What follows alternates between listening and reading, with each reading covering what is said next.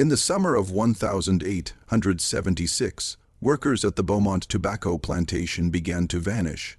One by one, names disappeared from the labor rolls until the count reached 41. But when locals whispered about the missing, they did not speak of kidnappings or escapes. They spoke of the earth itself, swallowing men whole. They spoke of voices heard at dusk, an unholy choir rising from the fields, pleading, choking, warning. The Beaumont family forbade any inquiry. Their silence was more terrifying than the screams in the wind. The Beaumonts were no ordinary landowners. Their fortune reached back to colonial times when the first Beaumont settled in Virginia in 1712. Tobacco was not merely their crop, it was their blood. Every acre of soil turned was bound with contracts of silence, whispered bargains made not with man but with something older, hungrier. Locals said the Beaumont patriarch never prayed in church, only in the fields, kneeling before his own crop as though the green leaves listened. By 1876, the family's power extended beyond Kentucky. But what was kept hidden at the plantation was not meant for the record books. July heat blistered the fields. Workers, most of them freedmen and immigrants, labored under the Beaumont overseers. Then one morning, a man named Josiah Carter was gone. His tools lay in the dirt, the handle of his hoe still warm. The next day, 2 brothers disappeared before sunrise. By the end of August, 41 men, women, and children were missing. No graves, no blood, no tracks, only the persistent rumor that the fields themselves devoured them. The Beaumont family refused lawman entry. They declared the matter a family concern. Hickory's Bend, the nearest settlement, lived under the Beaumont shadow. The town's church bells tolled when the family commanded it. Its orphanage was stocked with children sponsored by Beaumont charity. When townsfolk questioned the disappearances, Beaumont riders patrolled their roads by night, lanterns swinging like nooses in the dark. Fear was its own weapon, and the people learned quickly. Do not look at the fields after sundown, and never say the missing workers' names aloud. Reverend Elam, the town's preacher, broke once. In his Sunday sermon, his voice cracked as he said, "The earth does not hunger unless it is taught." The congregation sat frozen. The Beaumont matriarch, seated in the front pew, rose slowly and placed her gloved hand on his shoulder. By next Sabbath, Reverend Elam was gone. The pulpit remained empty. No explanation was offered. Parishioners understood. The church itself was bound by the Beaumont covenant. Children in Hickory's Bend whispered of shapes in the tobacco rows, figures hunched and pale, with soil still clinging to their mouths.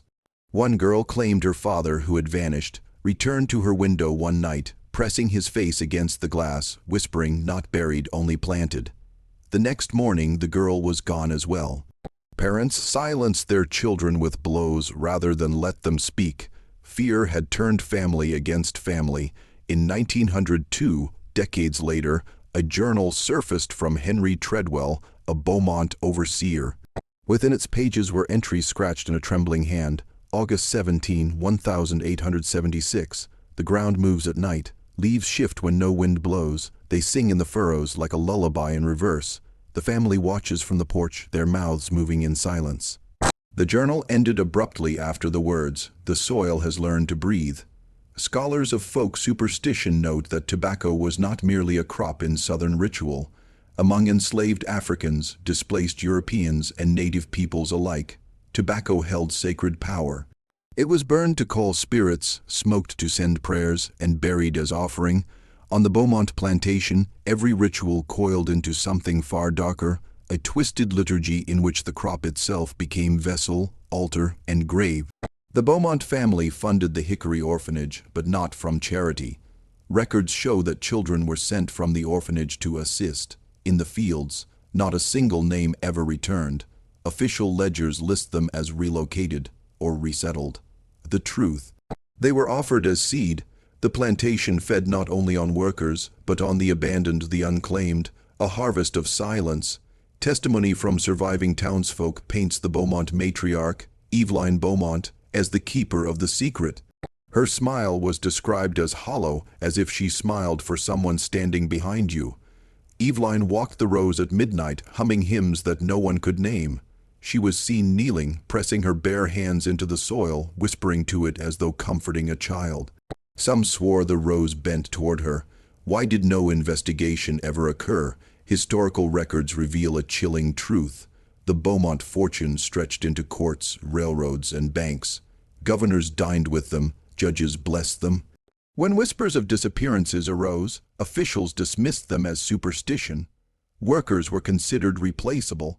The missing were erased from census rolls as if they had never existed. Silence was law. In September of 1876, a group of desperate townsmen set fire to the northern fields.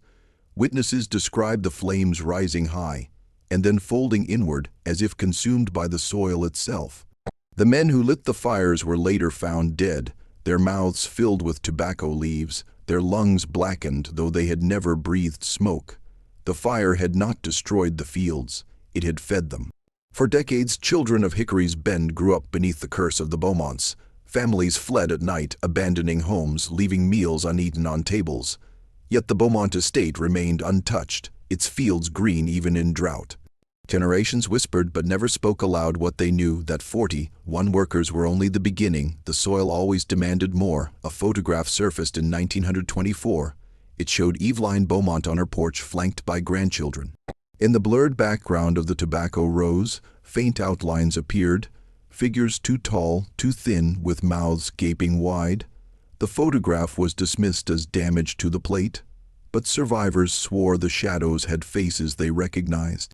In 1931, the last Beaumont heir, Elias, died childless. Locals said the land began to rot. The leaves shriveled, the soil cracked, but the missing did not return.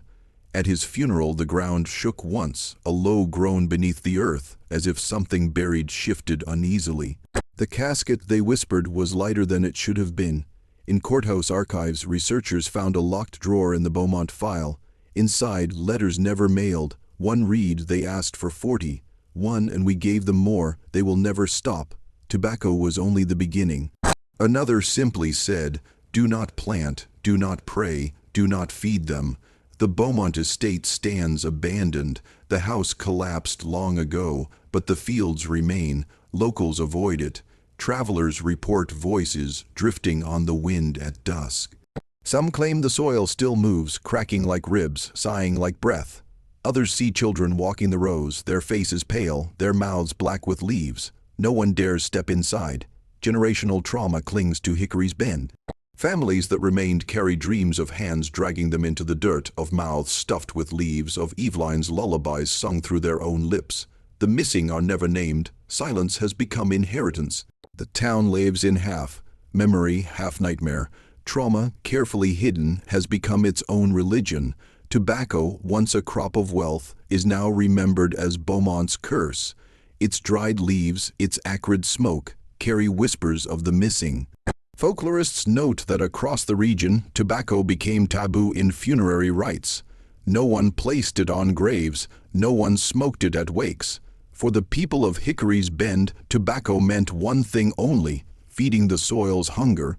The story of the Beaumont legacy was nearly lost, erased by power and silence. Yet fragments remain, journals, photographs, whispers passed from trembling lips. They tell us that the ground remembers, that the earth can learn hunger if taught, and that 41 missing workers may only be the first chapter in a covenant never broken. If you stand by those fields at dusk and hear voices rising with the wind, do not answer, for the Beaumont soil still waits.